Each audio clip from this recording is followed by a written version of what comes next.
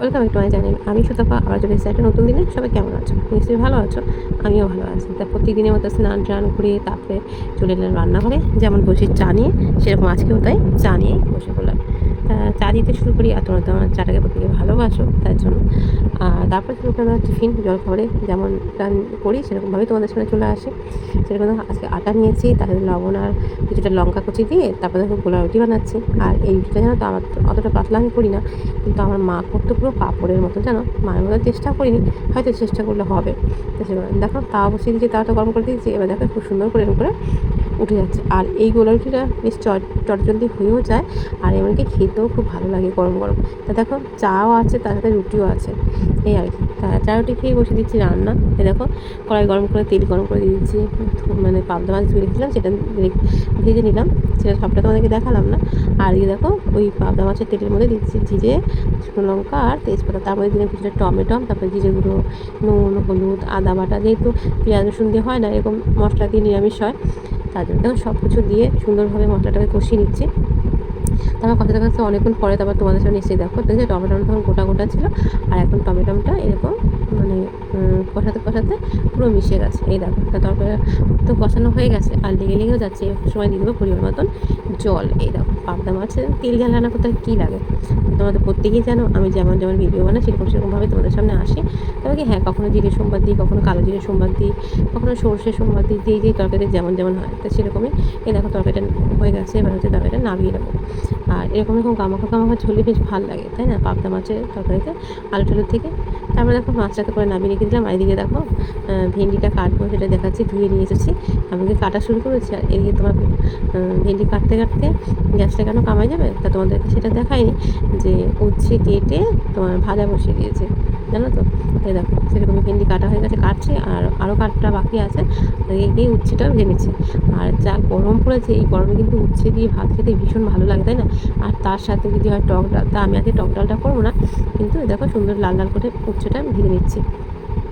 আর এত গরম পড়েছে, তাই ফ্যান চলছে, তাই ফ্যানের একটা আওয়াজ হচ্ছে, জানো তো। দেখো তার মধ্যে চলছে স্ট্যান্ড ফ্যান, তার জন্য একটুখানি বেশি জোরে আওয়াজ হচ্ছে। তারপরে উচ্ছে ভাজা তুলেই করে দেয়, একটু তেল দিয়ে দিলাম, তেলটা গরম করে দিলাম ভেন্ডি। আর আজকে ভেন্ডিতে পেঁয়াজও দেবো না, আলুও দেবো না, আজকে ভেন্ডিটা একটু নর্মালি ভাজা করবো নুন হলুদ দিয়ে, বুঝতে পারছো। আর তোমরা তো জানো যে আমি এরকম ভিডিওই করি, যা সকাল থেকে করি। তার কাজটা মাঝে মাঝে শেয়ার করি, প্রত্যেকদিন শেয়ার করা হয় না, রান্নাটাই শেয়ার করা হয়। তাই সেরকমই দেখো আজকে ওই রান্নাটাই শেয়ার করছি, যে ভেন্ডিটা ভাজা বসেছি, ভেন্ডিটা নাড়াচাড়া করছি। আর এইসব নাড়াচাড়া আমি তোমাদেরকে বেশিক্ষণ দেখাই না, প্রত্যেকটা ভিডিওতেও বলে, আর আজকেও বলি সেই একই কথা। তাই দেখো অনেকক্ষণ নাড়াচাড়া করেছি, তারপরে আবার দেখো চলে গেছে, ভেন্ডি ভাজাটা হয়ে গেছে। আর ভেন্ডিটা তুলে দেবো।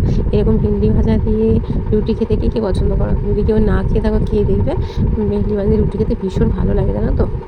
দেখো দিয়ে সেরকমই ভেজে নিচ্ছি ভালো করে। হয়ে গেছে, এবার তুলে নেবো ভেন্ডি ভাজা। দেখো এর মধ্যে একটু পোস্ত দিলে ভালো হতো, তারপরে পেঁয়াজ দিলে ভালো হতো। তা আজকে মনে হলো সিম্পল করবো, তাই জন্য আজকে সিম্পলই করেছি, জানো তো।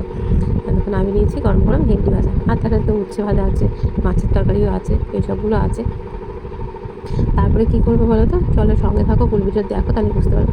আর তোমাদের জানো প্রচুর গরম পড়েছে। দেখো আমি এদিকে 2 গ্লাস নুন দিয়ে, চিনি দিয়ে, লেবু দিয়ে জল করেছে, আমি আর মেয়ে খেয়ে নিই। তারপরে বাবাটার জন্য করে রেখে দিই, ওরা আসে বানিয়ে রেখে দিই ফ্রিজে, তারপরে একটু ঠান্ডা ঠান্ডা হয়ে যাবে, শেষে খেয়ে নেয়, বুঝেছো। তাই তোমাদেরকে বলবো তোমরা এরকম জল খেও। আর আমি তো রান্না করতে করতে পাশে একটা বোতল রেখে দিই, সেই জলটা খেতে থাকি, জানো তো।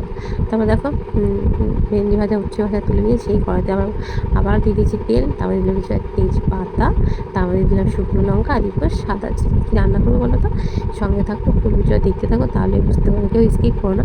আর নতুন বন্ধু পুরনো বন্ধু সবাইকে অনেক অনেক ভালোবাসা। যারা নতুন আছে চ্যানেলটাকে সাবস্ক্রাইব করে পাশে থেকো, ভালোবেসে পাশে থেকো। তোমরা আমার পাশে থেকো, আমিও সবসময় তোমাদের পাশে আছি। আর সবাইকে বলবো একটা কমেন্ট করে দিয়ে, যারা নতুন আছে, নতুন বন্ধু পুরনো বন্ধু সবাইকে বলবো কমেন্টও করো, আর একটা লাইক দিয়ে ভিডিও দেখা শুরু করো। কারণ তোমাদের প্রত্যেকের ভিডিওতে তোমরা দেখবে কমেন্টের আগে আমি লাইক দিই, লাইকটা আমি সেটা মুখে বলি না, কিন্তু লাইকের চিহ্নটা দিয়ে তোমাদের বলি যে আমি লাইক দিয়েছি, শর্ট ভিডিও হোক বা লং ভিডিও হোক, তোমরা প্রত্যেকেই দেখবে এরকম। আর আমাকে যেই কমেন্ট করে আমি তাদেরকে প্রত্যেককে সাবস্ক্রাইব করি। তারা করে কিনা আমি জানি না, আমার কিন্তু সাবস্ক্রাইব বাড়ে না। দেখো আমার কাছ থেকে তো আমি পরিষ্কার থাকলাম, তাই না। তা সেরকম। তা দেখো আলু দিয়ে বেশ খানিক্ষণ আলুটা ভেজে নিয়েছি। তারপরে তারপরে দেখো মশলা দিলাম, যেহেতু নিরামিষ করবো তাই তোমার জিরে গুঁড়ো, লঙ্কা গুঁড়ো, নুন, হলুদ, তারপরে টমেটোটা পেস্ট করে নিয়েছি সেটা, আদা, আদা তো মশলার বাটির মধ্যেই ছিল। দেখো সবগুলো দিয়ে এবার একটু কষাচ্ছি। টমেটো যত জল হয়ে গেছে, এবার বেশ খানিকক্ষণ কষাবো, তারপর তোমাদের সামনে আসছি। তারপরে দেখো কাঁচা লঙ্কা তো বেটে দিইনি, আর আমি তো শুকনো লঙ্কাটা কালারের জন্য দিই, কাঁচা লঙ্কাটা তো আমি ঝালটা খাই, তাই জন্য দেখো গোটা গোটা কাঁচা লঙ্কা দিয়েছি। লাস্ট অবধি দেখতে থাকো, তাহলে বুঝতে পারবে লঙ্কাটাকে আমি কী করি। তো দেখো বেশ খানিকক্ষণ কষানোর পর 5 মিনিট পর তোমাদের সামনে এসেছি, বুঝতে পারছো কষা দেখতে দেখছো। এই দেখো আলুটাও সিদ্ধ হয়ে গেছে, এমনকি লঙ্কাটাও সিদ্ধ হয়ে গেছে। আর লঙ্কাটা যেহেতু গোটা দিয়েছি, আর মানে ফাটছে ঠাস ঠাস করে, ধীরে ধীরে এটা হতো না। যাই হোক, দেখো মশলাটা কষানো হয়ে গেছে, এবার দিয়ে দিলাম পরিমাণ মতন জল। দেখো আর এদিকে জলটা যখনই ফুটবে তখনই কী দেবো বলো তো, বলো কেউ বলতে পারবে? তারপরে দেখো ঝোলটা ফুটছে, জল দিয়েছি, জল ঝোল হয়ে গেছে।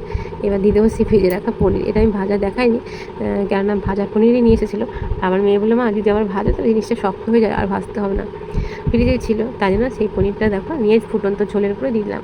এবার হচ্ছে কি খুব সুন্দর ঝোলটা একটু বেশ খানিকক্ষণ ধরে ফুটিয়ে নেবো, যাতে পনিরের মধ্যে মশলাটা ঢুকে যায়। আর ততক্ষণে দেখো ওটা ফুটতে ফুটতে আমি লঙ্কাগুলো তুলে নিয়েছি, দেখতে পাচ্ছ? দেখো কায়দা, দেখো সব লঙ্কাগুলো তুলে নিয়ে এরকম করে গেলে দিচ্ছি, মানে বাটার কাজটা আমার হয়ে গেল, বুঝতে পারছো? এই দেখো সবগুলো এরকম করে হাতার সাহায্যে পিছন দিয়ে এরকম করে ঘষে নিচ্ছি। এবার হচ্ছে সবগুলোকে ঘষে নিয়ে তারপর তরকারি দেবো। যেহেতু তরকারিটা ফুটছে, ঝালটা খুব সুন্দর সবার সাথে মিশে যাবে। জানো তো ভিডিও তোলা থাকে, কিন্তু ভয়েস দেওয়ার জন্য ভিডিও ছাড়তে পারি না, তার জন্য দেরি হয়ে যায়, জানো তো। আর দেখো দেখতে পাচ্ছ ফুটন্ত ঝোলের মধ্যে দিলে এবার আরেকটুখানি ঝোলটা ফুটবে, যেন লঙ্কার ঝালটা সব জায়গায় পৌঁছে যায়, বুঝতে পারছো? এই দেখো আর কালারটা হয়েছে সেই কালার বাড়িতেও যেরকম কালার হয়, মানে আজকে মানে অনেক সুন্দর কালার হয়ে গেছে, জানো তো। আর দিয়ে দেখো দিয়ে দিলাম কিছুটা এলাচ থেতো করে, আজকে গরম মশলার বদলে এলাচটাই দিয়েছি। এলাচ দিলে সেই তরকারি খেতে খুব সুন্দর লাগে, তাই না? তাহলে দেখো ফুটেছে, অনেকক্ষণই হয়ে গেছে। এবার হচ্ছে কি নামিয়ে নেবো, গরম গরম হচ্ছে পনিরের তরকারি। এ দেখো তা কেমন হচ্ছে রেসিপিগুলো তোমরা অবশ্যই বলো, যে আর আমার রান্না তোমাদের কেমন লাগে সেটাও কমেন্ট করে বলো। আর সবাইকে বলবো, সবাই ভিডিও দেখে আমাকে কমেন্ট লিখে দিয়েছো, আমি ঠিক চলে যাবো। আমি জানো তো প্রত্যেকটা ভিডিওতে বলি, এই ভিডিওতেও তাই বলছি, যে এরকম অনেকের ভিডিও দেখি কিন্তু তারা আমার ভিডিও আর দেখে না। আমি এটাই বুঝি না, যাদের মনে হয়ে যাতায়াত এটাই তো তাদের রুলস না, তুমি আমার ভিডিও দেখবে আমি তোমাদের ভিডিও দেখবো, এরকম অনেকেই করে না, জানো তো। তা দেখো তরকারিটা নামিয়ে নিয়েছি, আমি টেস্ট এসেছি তরকারি। তারপর বসিয়ে দিলাম ভাত। ভাত হতে তো অনেকক্ষণই টাইম লাগে, তাই না? একটা ভাত হতে নিয়ে করে তোমার 40 মিনিট লাগে, তোমরা দেখবে 40 মিনিট একটা ভাত হতে লাগে, 40 মিনিট কি 45 মিনিটও লেগে যায়। তা খালি রান্না করি তাও তো না, এই তরকারি বসিয়ে দিয়ে হয়তো চলে গেলাম বাসন মাজতে, ভাত বসিয়ে দিয়ে হয়তো চলে গেলাম বাসন মাজতে। ঘরে তো টুকিটাকি অনেক কাজই করে, তার মধ্যে আমাকে কাজে হেল্প করে আমার মেয়ে, কারণ আমরা তো মা মেয়েদের বাড়িতে থেকে তোমরা সবাই জানো।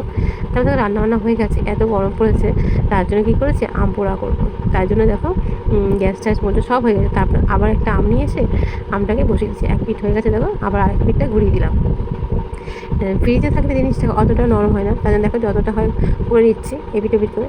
আর দেখো আমি মানে গ্যাসের উপরে আমটা পড়ে যাচ্ছে বলে তার জন্য সারাশি উপরে বসিয়েছি, জানো তো। তা তোমাদের এইটুকুনি সময় দেখালাম, এইটুকুনি কিন্তু লাগেনি, একটা আম পোড়া করতে কিন্তু অনেকক্ষণ সময় লেগেছে। তা ঠান্ডা করতে দিয়েছি, ঠান্ডা করে নিয়ে ছাড়িয়ে নিয়েছি। দেখো তারপরে দেখো ইয়েটা বার করে নিয়ে তার মধ্যে একটু লবণ আর একটু চিনি দিয়েছি। তারপর দেখো ভালো করে লবণ চিনির সাথে মিশিয়ে নিচ্ছি। আর আমটা মানে পুরোটা সিদ্ধ হয়নি, দিয়ে আমার হাতে ছিল তার জন্য আমি ছুলে নিয়ে কী করেছি গ্রেটারের সাথে গ্রেট করে দিয়েছি, তাতে কিন্তু খুব সুন্দর মিশে গেছে। দেখো মানে খুব একটা নরম হয়নি, যেহেতু ফ্রিজে ছিল তার জন্য হয়তো, আর টাটকা আম হলে হয়তো হয়ে যেত। তাই দেখো আর এটাকে টেস্ট বাড়ানোর জন্য আবার দিলে এখানে মৌরি গুঁড়ো, মানে গন্ধটাও যেমন লাগছিলো মনে হচ্ছে আচার খাচ্ছি, আর টেস্টটাও সেই হয়েছে, খাওয়া দাওয়ার পরে খুবই ভালো লাগছে। তো ভিডিওটা কেমন লাগলো অবশ্যই বলে, ভালো পাশে থেকে